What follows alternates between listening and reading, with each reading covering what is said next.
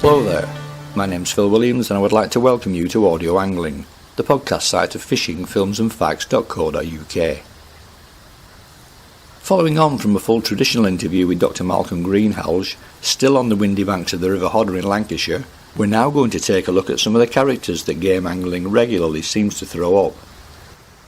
I have been very lucky in that I have known or been friends with some of the greatest eccentrics in the fishing world. Let me give you one or two examples.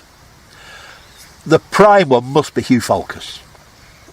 Hugh Falkus became extremely well known living in the Lake District, doing television programmes in a series for BBC Two called the World About Us series. To fishermen, his Salmo the Leaper and his film Self-Portrait of a Happy Man were major factors in encouraging people to go sea trout fishing and salmon fishing, because you saw a man fishing in a natural history programme and catching salmon and sea trout. He had this great aura, and this aura was built on the fact that he had been a pilot. He'd been a Spitfire pilot, and he let us all believe that he'd been shot down in a mega battle in the Battle of Britain, when he'd shot down a Heitel and a few Messerschmitts and one or two other Kraut planes, and then unfortunately he just finished shooting another one down when he got clipped in the wing by a stray shot and finished off shot down. It's only after he died and this great biography was produced of him, which I give him a hand with, that we discovered that was a load of baloney. In fact, he was shot down without firing a shot himself before the Battle of Britain, and he finished off in prisoner of war camp right the way through the war. Very sad. But he had this image, and he built this image up in a mega way. Just before the war he got married, and his wife produced a set of twins whilst he was a prisoner of war. When he came back, he'd had a go at doing all sorts of theatrical stuff and writing theatrical stuff when he was a prisoner of war, and he decided that he was going to go into this writing stage thing. He came back from the war and left his wife with a set of twins and shacked up with a woman called Diana Vaughan. Now, Diana Vaughan was one of the great lady writers in London, mega in the London scene. So he shacked up with her and married her. Next step, he was doing a film. It's a bit of a faction film on catching basking sharks off the west of Ireland. She went along and they produced this film showing him catching basking sharks of little coracles. And then the ship they were in was wrecked. They all drowned except for him, including dear old Diana. He'd only been married to her for a few months. So the film was finished. He gave the proceeds to the next of kin of the people who were drowned besides Diana, and went and fled to stay with a friend of his in the Lake District, somebody who'd been a prisoner of war with, called Will Fowler. In between times, however, he went back to wife number one and got her pregnant again, produced a set of twins. So he got in with Will Fowler and used to start doing a bit of sea trout fishing up in the Esk Valley in the Lake District. But then, he was still in the London scene, he bumped into the daughter of the Marquess and Marchioness of Londonderry. Married her. She was an alcoholic. He was getting that way. They then chucked him out, so he went back to Will Fowler, divorced by wife number 3. Will Fowler and he had it off with quite a lot of women in the valley, and eventually Hugh's eyes lit up with Cathy Falkus, or Cathy Armstrong as she was maiden name, who was a daughter's wife in the valley. Willie Fowler decided he didn't want Falkus living with him because he was married and shacking up with somebody, so Falkus married Cathy and went to live in Crag Cottage down the road, which everybody in the fishing world knows about Crag Cottage because that's where Falkus lived. Willie Fowler eventually died. The estate was bought by a friend of ours called Bill Arnold, and everything seems to be honky-dory. Dear old Falkus is making TV programmes. Great TV programmes. But then BBC retired him off. He's done 2 major programmes for them, plus he did a programme on sockeye salmon in Canada. And he started teaching casting, salmon casting. And one of his students, he shacked up with her and left Cathy. They then split up and he went back to Cathy. What a life, in his late 60s. Honestly, I just know how he did it. And that's when I met him, and I knew him for the last 10 years of his life, and he was a character. Really was a great character. One great problem is he drank copious amounts of bottles of whisky. I remember going round once to Crag Cottage one Sunday morning. He said, Malcolm, I've no whisky in. In those days it was licensing hours, and he used to get it from the garage on the Ravenglass. So we went up to the garage near Ravenglass, and he walked in and he said, "Can I have 3 bottles of whisky, please?" He said, "I'm sorry, sir, but we can't serve you because it's licensing hours. We don't open till 12 o'clock. He looked at me and said, what shall I do? I have no whisky. This is 10:30 in the morning, Sunday morning. So I drove him up to Bill's. Bill had a bottle of whisky, and that settled him down. Then we went down to pick that evening's supply up. Went in. I want 3 bottles of High Commissioner. I want a bottle of brandy and a bottle of port. No, wait a minute. I'll have 6 bottles of High Commissioner, 3 bottles of brandy, and 3 bottles of port. That'll do. So he paid for those. I dropped off at Crag Cottage. Following morning, we were all going up to the River Derwent salmon fishing.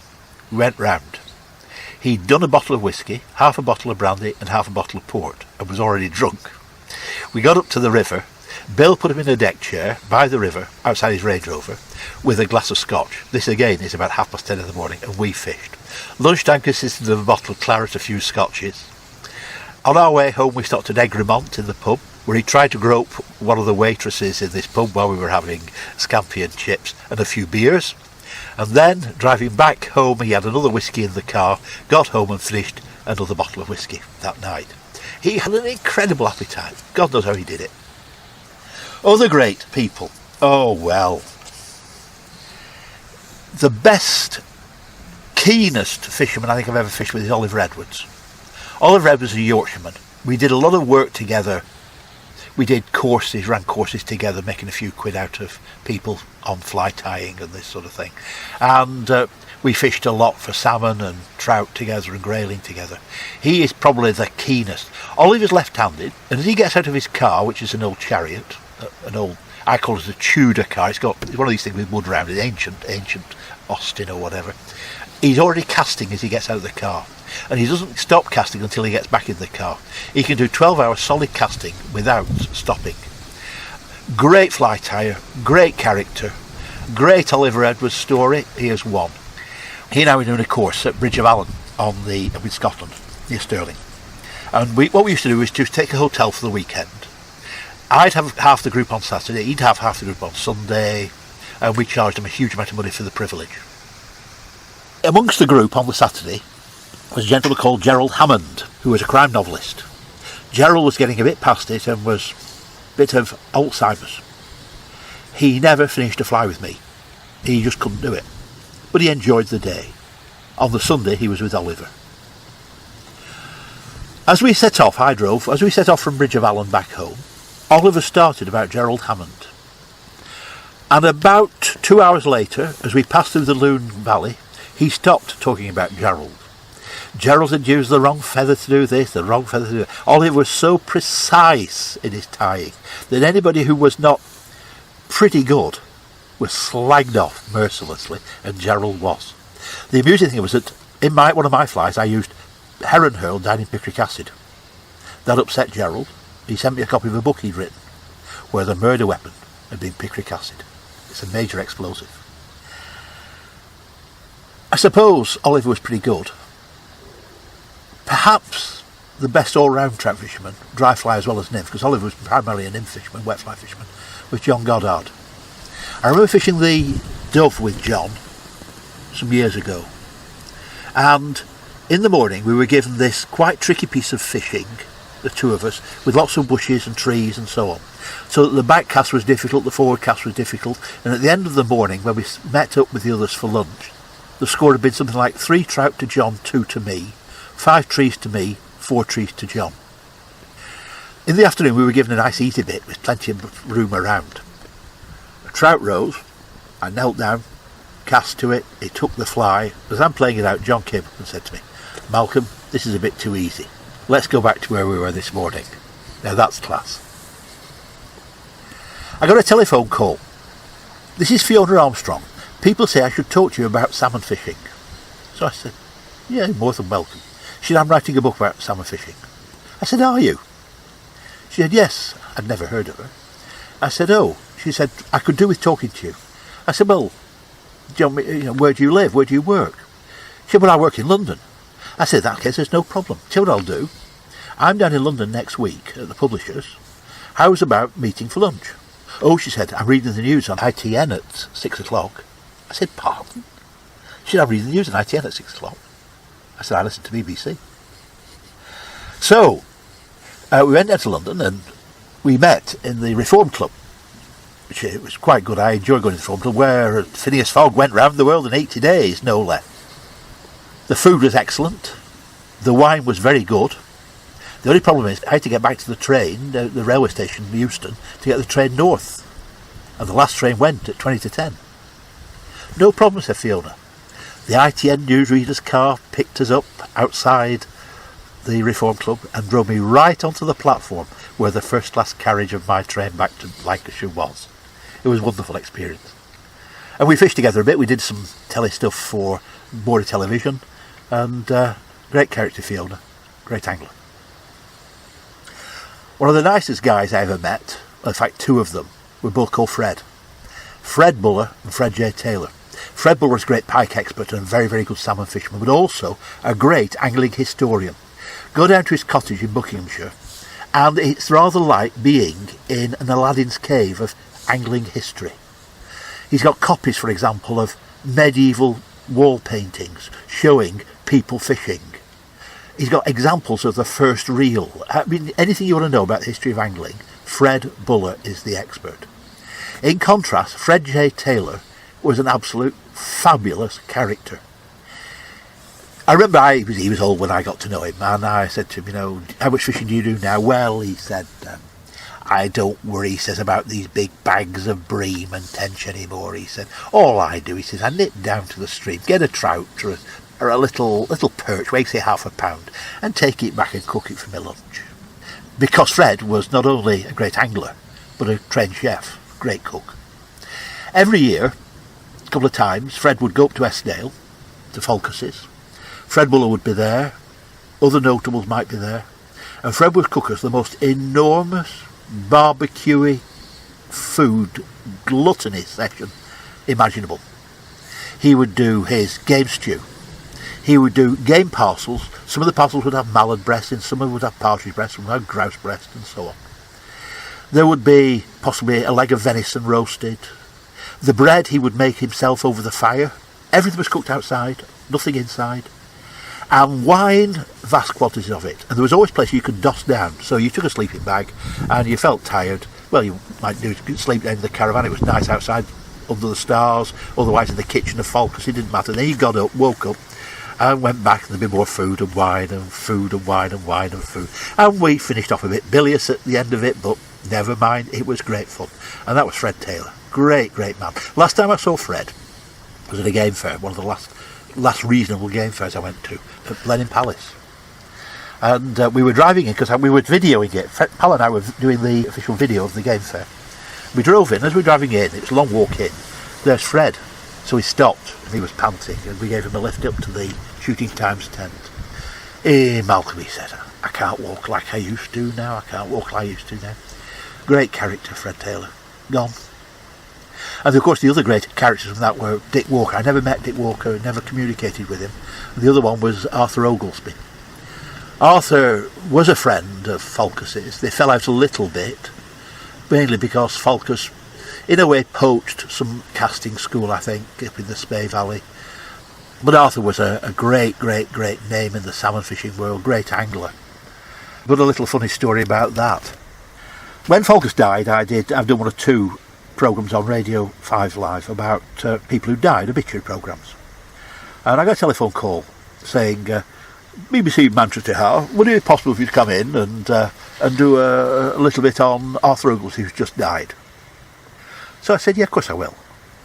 In Manchester, yes. I said, well, how about the day after tomorrow? Now, I see I'd booked a table in the library in Manchester for the day after tomorrow. I would be leaving there at 4 o'clock to get the 4:15 train back home. So really, see, what I thought was, if I leave at 3:30, I could do the programme first. So I left the Central Ref Library at 3:30, got into BBC Manchester, headphones on, and did my little bit of dear Arthur Oglesby. Got the 4:50 train. I was in the pub at home for 5 o'clock. and the programme came out, and I got paid for doing the programme and for doing it, and a nice repeat fee, 300 odd quid for quarter an hour's work. Not bad. Old Falkus had died, but Cathy Falkus, Hugh's widow, said to me, Hugh will be tittle pink to think that you made 300 odd pounds out of Arthur Oglesby dying. Great characters. We're not making characters like that anymore. We're not. There aren't any. It's sad. Who's the characters in the fishing world today? There ain't been on, folks. They're dying. Another character that several has met was a guy called Ron Greer. Ron Greer was a bachelor, Scot, ardent Scot, wanted Scots to be independent. I agree they should be, so should English people. And he was the chairman of the Farrox group. Now, Farrox trout are these big trout that live in lakes. And his obsession was Farrox trout that feed on Arctic char. And all he spent days and days and days rowing around these great lakes in Scotland with pawls, with these things sticking out of the back, spinning, big plugs, and also deadbait char, trying to catch Farrox trout. His cuisine, if you stayed with him, was dreadful. He hadn't a clue on how to cook anything, and yet he insisted on cooking food for you. Oh, he's a great character. I mean, he's just mad. And his whole appearance was one of eccentricity. He had this musk ox helmet that he wore over his bright red toupee. I mean, it was just incredible. And he's just a great, wonderful character. They're just not making characters like that anymore. You know, he was just phenomenal, man. Another one, Paul Young, the actor. Do you remember Paul Young, the actor? He did a series called Hooked in Scotland. Several series called Hooked in Scotland. We did one with Ron Greer and the Farrox crew. And we stayed at this pub by Loch Marie. And what amazed me was all the Scots lads went to bed early, about 9 o'clock, because they were tired, whilst the bar was still open. Then they closed the bar, and Paul Young said to me, Malcolm, they've closed the bar. I've got a bottle of scotch upstairs, so we rented a few scotches. But Paul was a lovely, lovely, lovely character, great television programmes. They're not making them like that anymore. Another one was dear old Reg Regini. Great name. Did several books on trout, one on grayling. Great book on grayling. Now, you see, Reg was a wine importer, lived in the Lune Valley. And one of the funny stories about him was he drove a Bristol car around. And it links with Hugh Falkus and Arthur Oglesby. Arthur and Hugh were sharing a rod on their beat of the River Lune that Reg looked after. Arthur had been abroad and had a litre bottle of duty-free whisky. So they had a cast, one of them had a cast, glass of scotch with got a sea trout, glass of scotch. The other one had a cast, got a sea trout, glass of scotch. The other one had a cast, got a sea trout, glass of scotch. And it went on up till midnight when there was a big hole in this bottle of scotch and there were about 17 sea trout on the bank, everyone caught with one cast. These car headlights appear in the field. It's Reg. He comes down to the waterside next to these two drunken anglers, winds his window down and looks and says, "Oh, you've knocked them too badly. What do you get them on?" "Well," said Arthur, "sunk line and Hugh's 3-inch tandem lure." "You'd have caught far more on a small yellow fly," said Reg. "Don't be..." I'll press here because it was Hugh Falkus. "No, you must be joking," said Hugh. "You can only catch one sea trout in a cast." Now, I thought that was made up by Hugh, but I heard Grace Oglesby confirm it, and Mr. Crabtree, Bernard Venables, also told me that Arthur had told him that story. So it was right. One sea trout a cast. That's how many sea trout there were in the Lune in the 60s. Another Reg one. This came from the garage. My parents retired to Kirby Lonsdale, and they heard this from the garage man. Reg was driving a big Bristol, which did about 12 miles to the gallon. He decided it was getting a bit expensive, so he changed it for the flashy Mini, just a straight Mini. He drove the Mini for about a week, took it back to the garage and said the petrol gauge wasn't working, so they put a new one in. About a week later they took it back and he said the petrol gauge wasn't working. He was doing about 15 miles a week and expected the petrol gauge to show it, and there was nothing wrong with the petrol gauge. It's just that he wasn't used to a car doing 50 miles to the gallon. True is that? True. Honestly, folks, that's true. Give us some more on Mr. Crabtree. Mr. Crabtree, I met him twice, and he was a lovely, lovely, lovely man. The best thing was I got invited to his memorial down in Wiltshire, where we were all provided with a special edition of some writings that had never been published of his, which I've got 2 copies of. Because somebody left one on a seat, and I've got 2 copies. In order to buy one, it's about £1,000. And we heard all about him and Mr. Crabtree and how Mr. Crabtree came to be. Apparently, Mr. Crabtree, the cartoon strip, Daily Express. After the war, the editor of the Daily Express decided that they've got to have a little bit of telling people about science, and so there was a science strip done, telling them about computers and things that were going to be made in years to come, and Bernard Venables did the cartoon. And then they ran out of ideas, so they were going to do a gardening one. So there's a gardening one through one summer, say about 1947. When it got to winter, there was nothing to do, so Bernard Venables said, well, let's do a fishing one. And the other one involved with that was Jack Hargreaves. Now, Jack Hargreaves was meant to write the words and Bernard to do the cartoon. But Jack Hargreaves was constantly skiving off. So all the cartoon, the words and the pictures were done by Bernard Venables, Mr. Crabtree. Lovely man, and he stole one of my flies. Can I have this fly, Malcolm? And he said, and I said no, so he took it. Shows you how crappy my flies are, they'll even steal them. Get out of it. I still have a collection of your fishing flies which you tied up for photographic purposes, so I know that isn't true. Anyway, back to the job at hand. A very big thank you for that enlightening insight into the real characters behind some of the big names.